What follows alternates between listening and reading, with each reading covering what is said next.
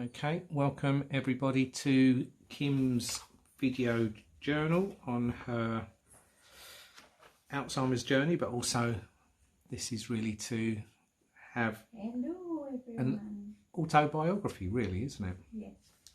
We're going to do the usual, which is the questions. Then Kim's going to discuss next subject, which she wants to talk about her sons.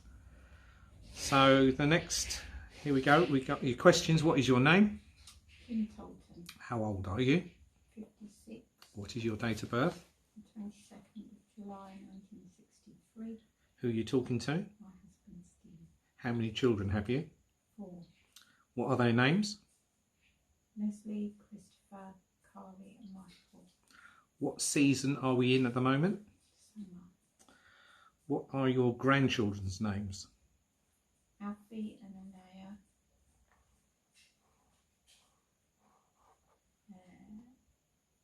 Sky and Corey and Mia. What's your favourite colour? Orange. Name a fruit beginning with P.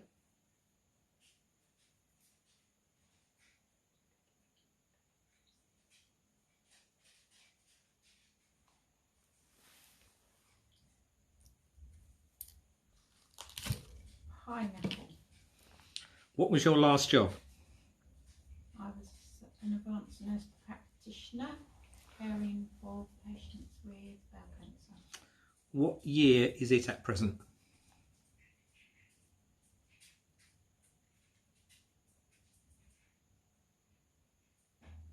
2004. What was the song you danced with your granddad? Moon River. We have a sum. What is 100? Take away 2.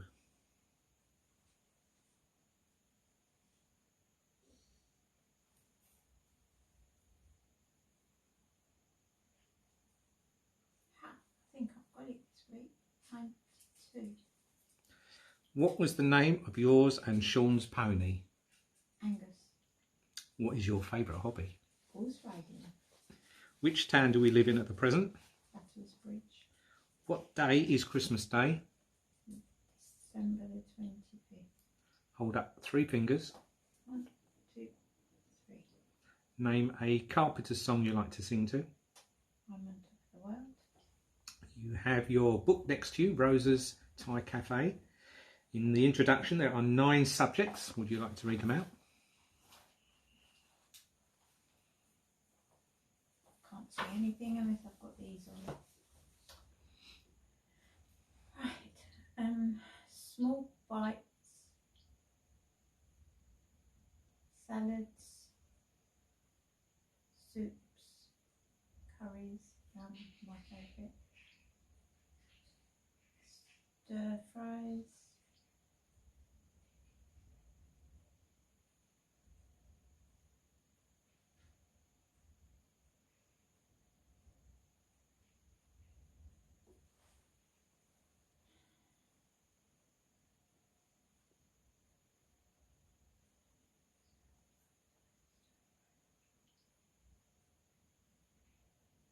I'll read that one, just go on to the next one. Noodles and rice and sweet things. That's fine. Is that it? Yep, that'll do. Right, I'm going to pass you over to Kim now so she can talk about her next subject. Okie dokie. So I'm gonna I think last time I was sort of ending with the birth of my first son, Leslie, which had been extremely traumatic and left me very traumatized.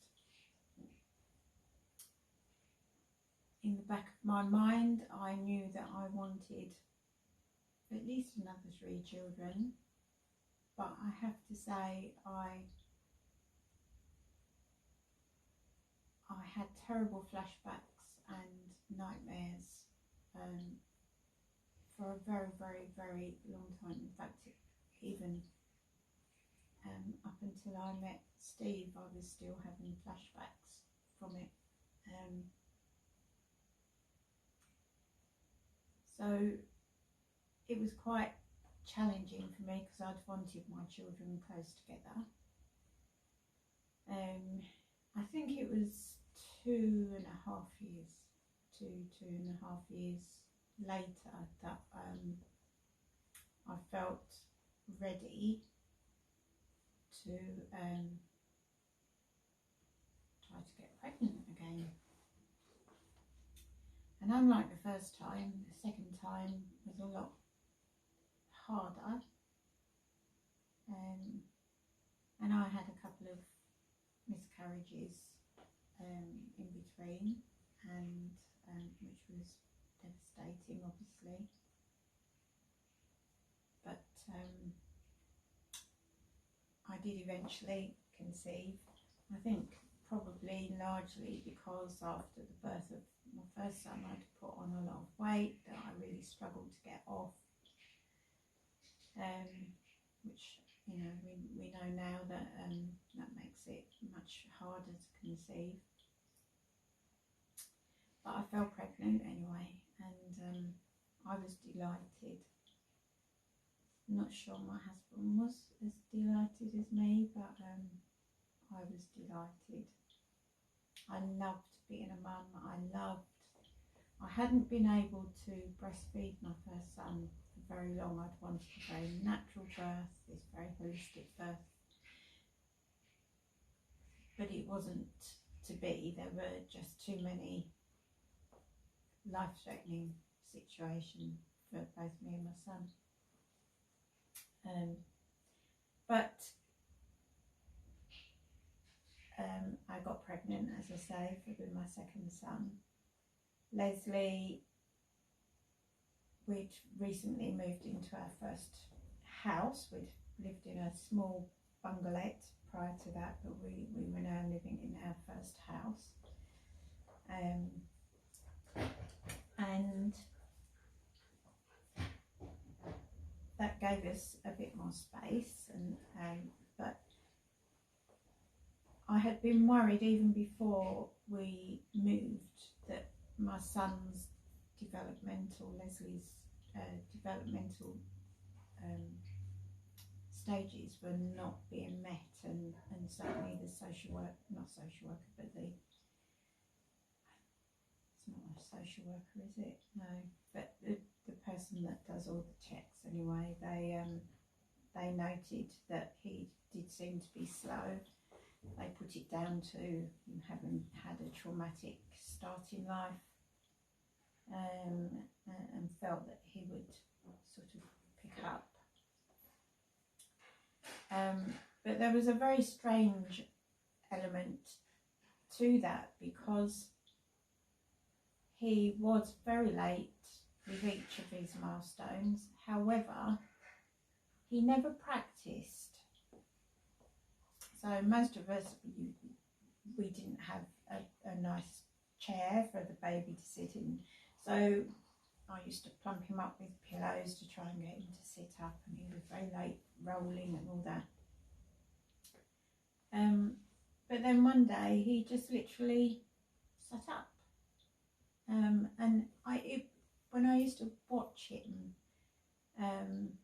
reaching out to try and get things, but once he was sitting,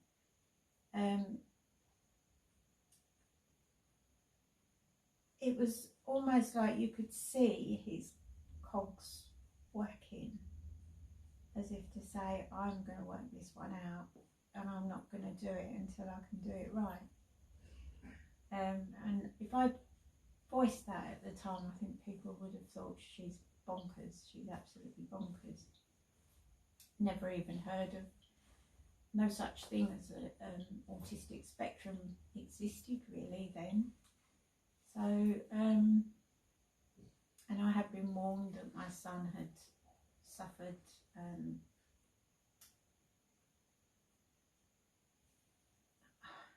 hypoxia during the birth.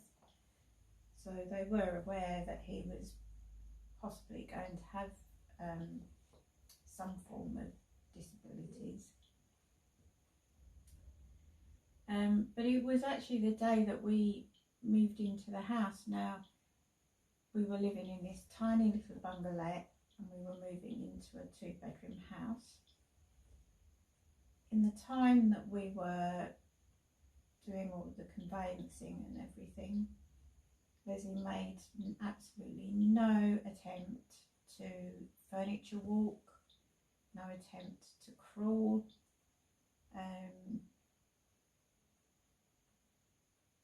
He would sit and he loved to watch over and over again. He would watch Thomas the Tank Engine. But the day that we moved in, we were starting to unpack the kitchen and my mum suddenly went, "Oh, Leslie!" And I turned round and Leslie was walking into the kitchen. Now somebody else, if my mum hadn't have been there, I don't think anybody would have believed it. I suspect he'd been put, you know, he'd been in a cot, so he'd obviously been stretching his muscles in the cot. But I do think that was quite strange. Anyway, I was classed as a high risk pregnancy because of what had happened the first time round, and I was in and out of hospital again, but for a different reason, because my youngest son just wouldn't move. Once he reached that age where fetal movements were obvious, but he just constantly, the midwives would be checking me and then saying, "No, you've got to go down to the hospital," and it was just back and forth to the hospital because I wasn't getting my kit count each day, which was obviously a worry. But they kept saying, "Well, you know, the heart rate sort of suggests that maybe this is a little girl," and I was desperate for a girl, absolutely desperate for a girl. Having been an only girl myself, I just thought it would be so lovely to have a daughter, but it wasn't to be anyway. So the pregnancy was chugging along really nicely, and towards the end of my pregnancy I started to have terrible pains in my abdomen, but they weren't Braxton Hicks and they certainly weren't contractions, and I was really quite sick with them. So I went into labour around it was early again. Both of my sons were born a little early. Christopher not as early as his brother. And I gave birth. Again, it was a difficult birth, I think because I had very narrow hips.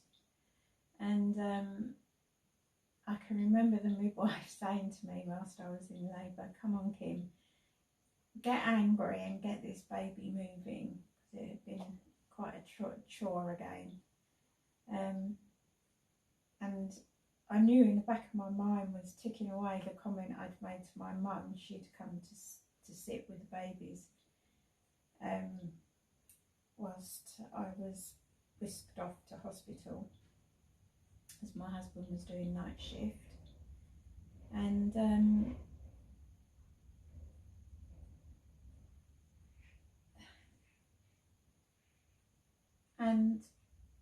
I remember saying to my mum as she arrived and I was sitting on the doorstep, and I went, "I've just realised what I've got to do again, and do you think they'll take it back?" And my mum just laughed and she said, "You know the answer to that, Kim, you know the answer." And I went, "Yes, I know, but I don't want to do it now." And she said, "Well, it's just too late for that now." And anyway, I knew he was not moving. He was not moving for love nor money. I knew it. I could feel it in my body. And eventually, one of the midwives midwives came out, and I looked at her and I said, "You're going to have to get the stirrups out, aren't you?" And she said, "I think that's what we're going to have to try." And I say, she said, "Come on, Kim, get angry, get this baby moving." And the weirdest thing happened just before I gave this almighty push, was I heard the noise of a wail, and I could feel it reverberating low down in my pelvis. And I just thought, that's weird. I don't remember that happening last time. It was seriously weird. It was a real wow noise. And even the midwife sort of stopped and looked up. I'm sure they've seen it before. I hope they've seen it before. And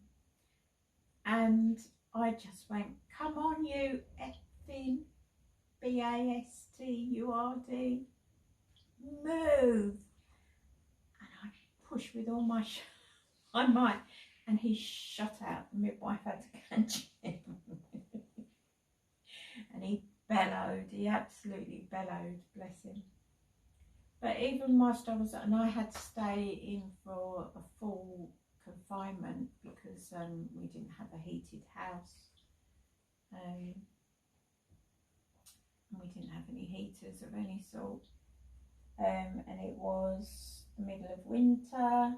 He was born in February, I think, March, but very late March, and it had snowed really heavily before I'd gone into labour.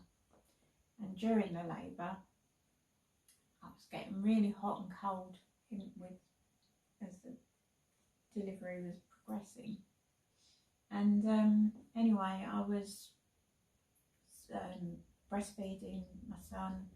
The midwives kept nagging me and saying, "You've got to make him wake up and feed." And I kept thinking, well, he does wake up and feed, but I know it's not very often, but he's obviously feeding as much as he wants. And I was feeding really well. I was feeding him myself.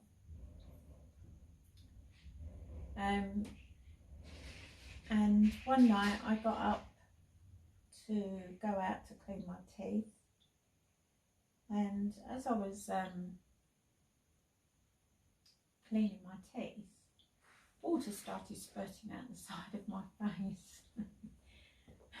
And I had absolutely no control of it. And I remember thinking, what the hell is going on here? And anyway, the doctors came round and they did an assessment, and they weren't sure. And it wasn't until the consultant came round the next day and he said, "I believe you've got, you've got Bell's palsy." And this side of my face was completely paralysed. And it was awful. Honestly, I felt like a leper. And I knew it couldn't hurt me, but I think I was very worried about, because my grandfather had Bell's palsy, and I knew that it could be irreversible in some situations. But anyway, I eventually was discharged home, and I didn't have a car because my husband used to use the car to commute to and from work, and I'd have to walk up to the shop daily to pick up food and medications and general bits and pieces that I needed to buy, because we had a nice little grocery shop down the road. I used to wrap my face up in this big what's it called, scarf, because I just felt so ashamed. I drooled, so my eye was constantly weeping, I was constantly drooling out the side of my mouth. I just felt so ashamed, and I know I shouldn't have, but I did. I felt I was embarrassed, and I didn't want people to look at me. I didn't want people to see me. But I was delighted that I had this wonderful, healthy little bundle of joy. And we named him Christopher.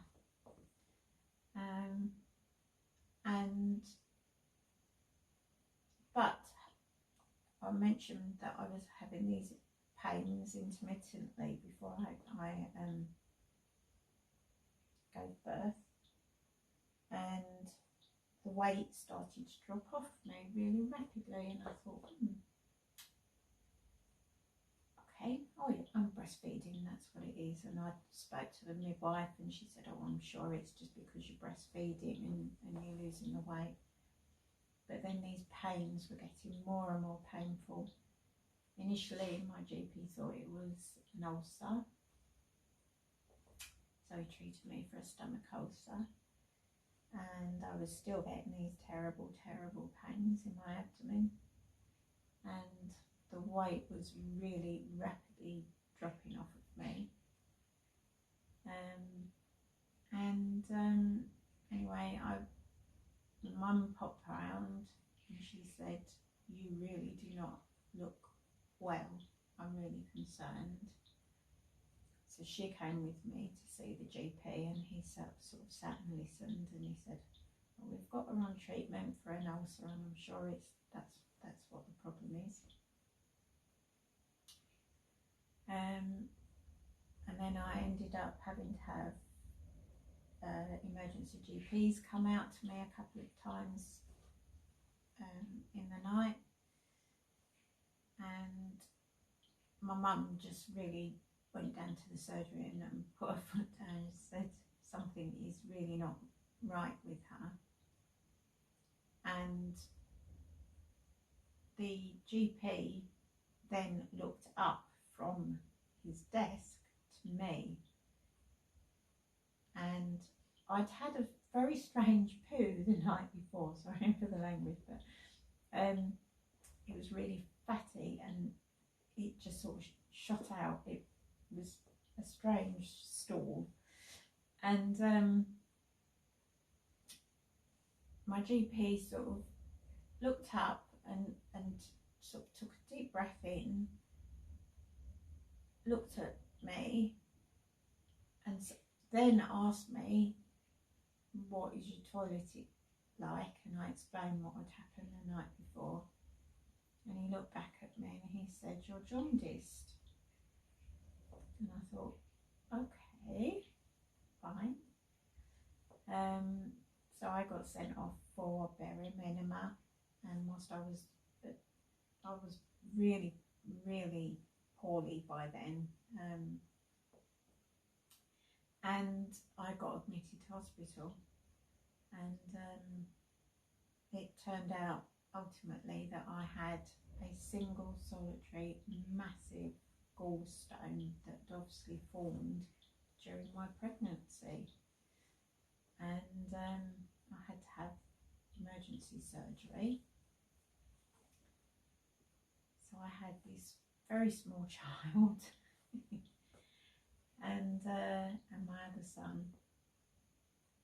My grandparents toddled along to bring bring my children up for me. They came to visit, and I can still remember my sons.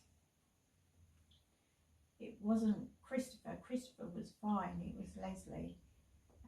When my parents went to take him home, he screamed so loudly. Oh, it was heart-wrenching, it really was, and that's stayed with me forever. But anyway, I recovered from the surgery, and life continued on. But I had, back then, you didn't have an enhanced recovery program or anything like that. It was a very long time it took to recover, It's just the way nursing was back then, and surgery was back then. So my parents rallied round, and my brothers rallied round to help pay towards having a nanny come in to care for the children whilst I was unwell, just during the daytime hours, and if my husband was working nights, then one of my parents would come and stay. So we just potted along, and I eventually recovered, but yeah, it was quite an experience, I have to say. And life just sort of potted along. However, the rage that lived inside my husband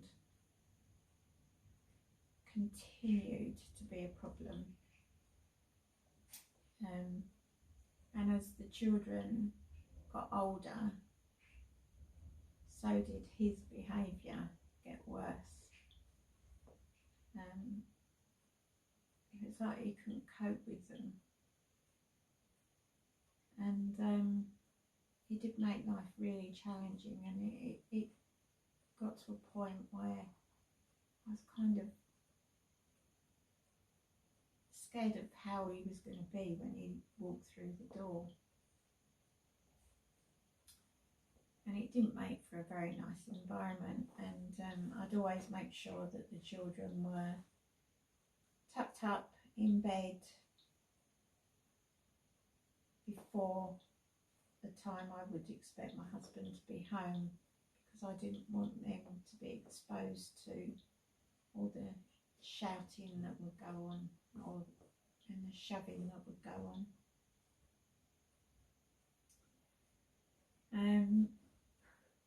And that continued for a good few years, until my anorexia kicked in again badly.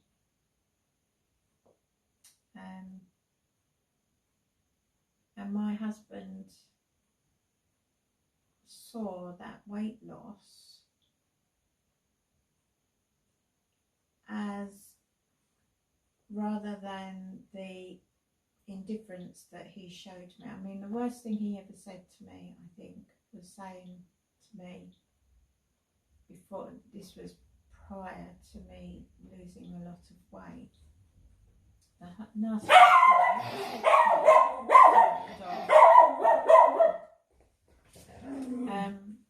was making love to you is like humping a sack of coal, and I thought that was the biggest insult he ever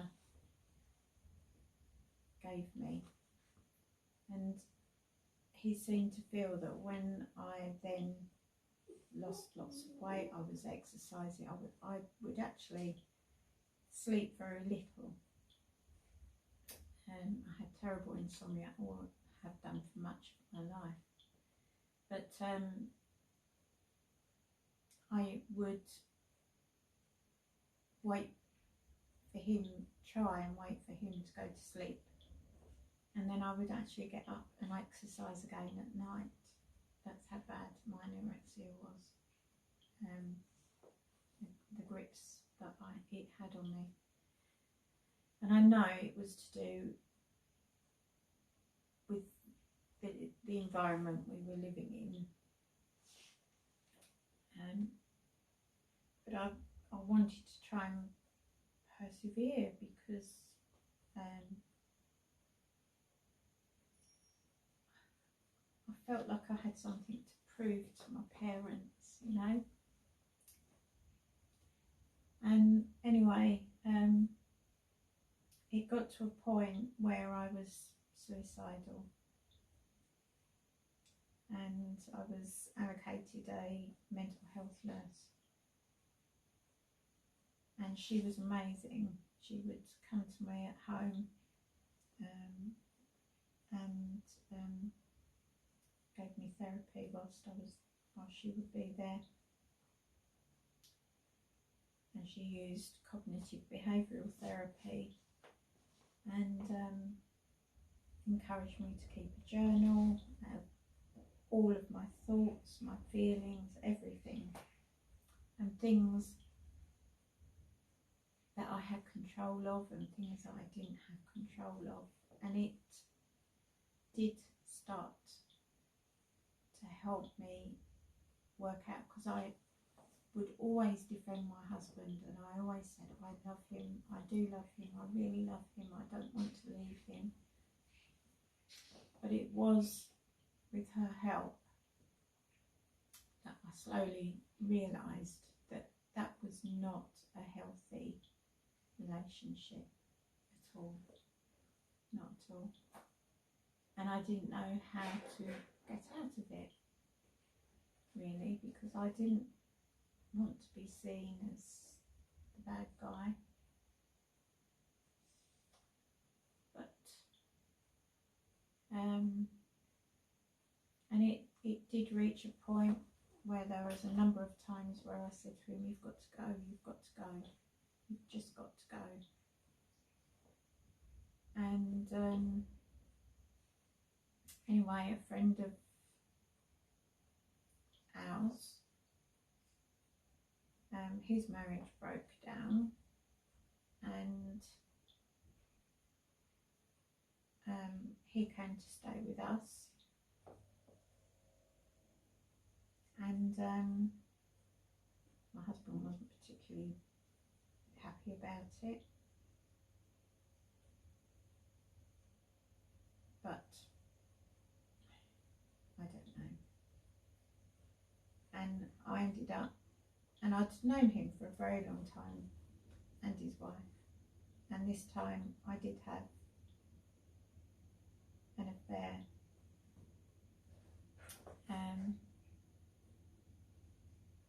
And this was several years after my youngest son had been born. I knew absolutely by then that he'd been having affairs for years, probably from even when he first met me, really. And I just had to say, that's it, we're done. I can't play this game anymore. It's not healthy for me, it's not healthy for the children.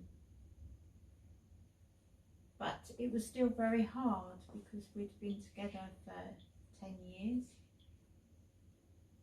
That's a long time. I still cared for him,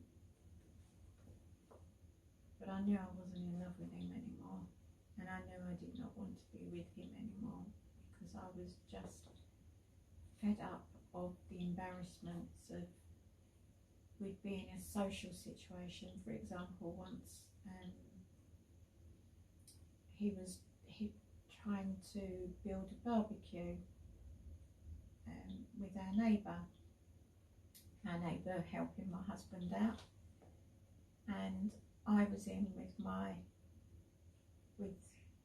neighbour's wife, and we had, it was a beautiful summer's day, we were trying to get this barbecue made, and we were the ladies were sitting in the garden with the children, having a bit of wine, watching the children play, and all of a sudden my husband just came storming through, because we had a gate that went between the two houses. He came storming through, and he literally picked up this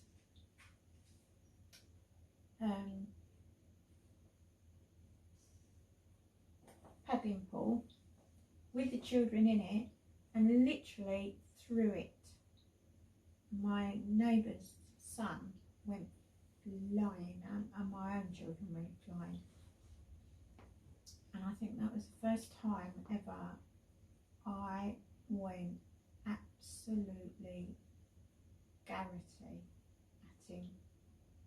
Now my neighbour was and still is a police officer, and I absolutely laid into him and I said, "You've got to go. You've just got to go. I can't keep doing this. It's just not doable."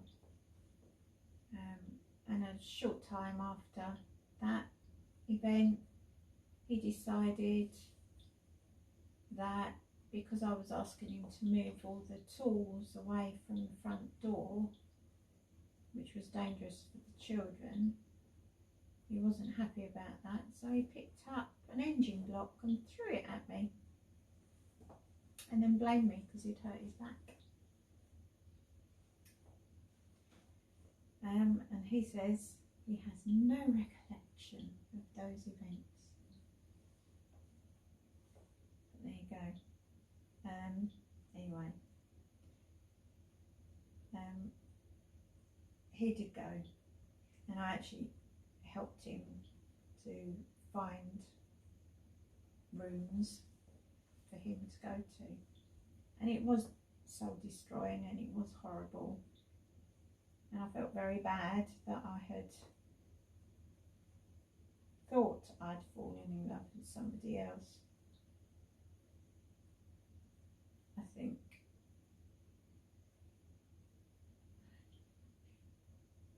I was just looking for somebody who wasn't like him, really, which is sad. And I did feel sad at the end of the relationship, and I did feel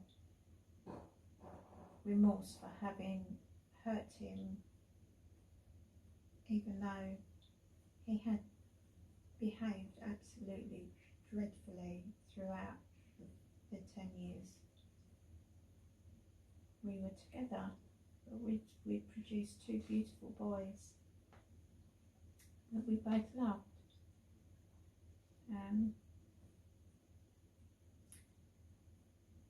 So I think I'll leave it there for today, and I'll carry on talking about my beautiful boys next week. Thank you. That's it, my darling.